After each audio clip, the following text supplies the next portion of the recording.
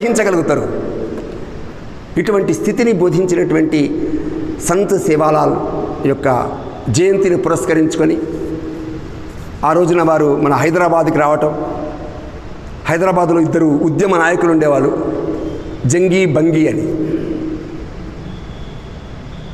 ఆ జంగీ బంగీ ఆవుల్ని నడిపిస్తుంటే అప్పుడున్నటువంటి నిజాం నవాబు ఆ ఆవుల్ని తీసుకెళ్ళి బంధిస్తే సంత్ సేవాలాల్కి ఫిర్యాదు చేస్తే సంత్ సేవాలాల్ నేరుగా ఆ యొక్క నిజాం నవాబు దగ్గరికి వెళ్ళి, ఇది నీ జాగీర్ కాదు, ఇది నీ దేశం కాదు, ఇది నా దేశం, ఇది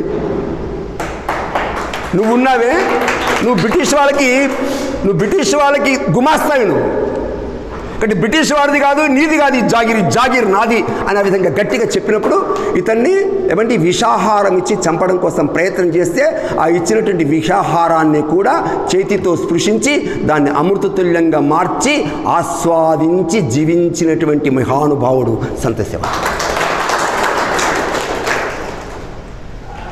కాబట్టి ఎన్నో విషప్రయోగాలు జరిగాయి.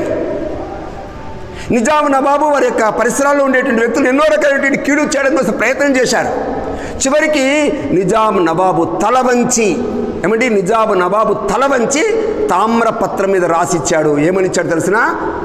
ఏమని రాసిచ్చాడంటే, ఈ బంజారాలు వీళ్ళు ఆవులు తీసుకెళ్తుంటారు, గోవుల్ని తీసుకెళ్తుంటారు, ఇక్కడ ఎక్కడెక్కడ మా గుర్రాలు సంచరిస్తాయో, ఎక్కడెక్కడ గుర్రాలు ఉంటాయో ఆ గుర్రాలున్న చోట ఈ ఆవులు కూడా సంరక్షించాలి అని రాసిచ్చాడు. అందులో ఎవరైతే ఆవుల్ని సంహరిస్తారో ఆ సంహరించేటువంటి వ్యక్తుల్ని ఒకసారి కాదు 2 సార్లు ఉరిదీసినా ఇంకేం చేయాల్సిన అవసరం లేదు, 2 సార్లు ఉరిదీయాలి. ఇది ఎవరితో రాయించుకున్నాడు? నిజాం నవాబు చేత రాయించుకున్నటువంటి ధైర్య సమానుడు సంత్ సేవాలాల్. కాబట్టి ఇది మామూలు విషయాలు కాదు. తన సాధు ప్రవర్తనతో, తన ధైర్యంతో, ఎందుకు మహానుభావులు యుద్ధం చేయాల్సిన అక్కర్లే. స్వామి వివేకానంద యుద్ధం చేయలే, కానీ ప్రపంచమంతా తల వంచింది. సంత్ సేవాలాల్ యుద్ధం చేయలే, కానీ నిజాం నవాబు తల వంచిండు.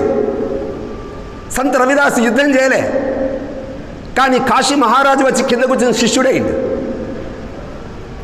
ఇదంతా ఏం తెలియజేస్తుంది అంటే, ఎవరి హృదయంలో నిర్భీతి ఉంటుందో, ఎవరి హృదయంలో అభి అనేటువంటి ఉపనిషత్తు వాక్యాలు వెలువడతాయో, ఎవరైతే సత్యము కోసం, ధర్మము కోసం నిలబడతారో, ఎవరైతే బానిసం యొక్క బ్రతుకులు బ్రతకకుండా నిర్భయంగా స్వాభిమానంతో నిలిచి ఉంటారో వాళ్ళ వెంట సమాజం నడుస్తుంది.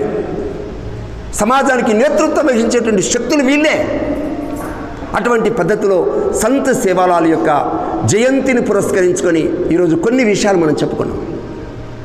కాబట్టి రాబోయేటువంటి రోజుల్లో ఇందాక మనకి చెప్పినటువంటి జయసింగ్ గారి సూచన మేరకి, వారు చెప్పిన సమాచారం మేరకి మిగతా తండాల్లో కూడా అక్కడ ఉండేటువంటి యువకులందరికీ కూడా ఇటువంటి వాక్యాలు మనం చెప్పాలి, వాళ్ళతో సంప్రదింపులు జరపాలి. వాళ్ళ ఏదైతే మనం పుస్తకం ఆవిష్కరించామో ఆవిష్కరించినటువంటి రాసిన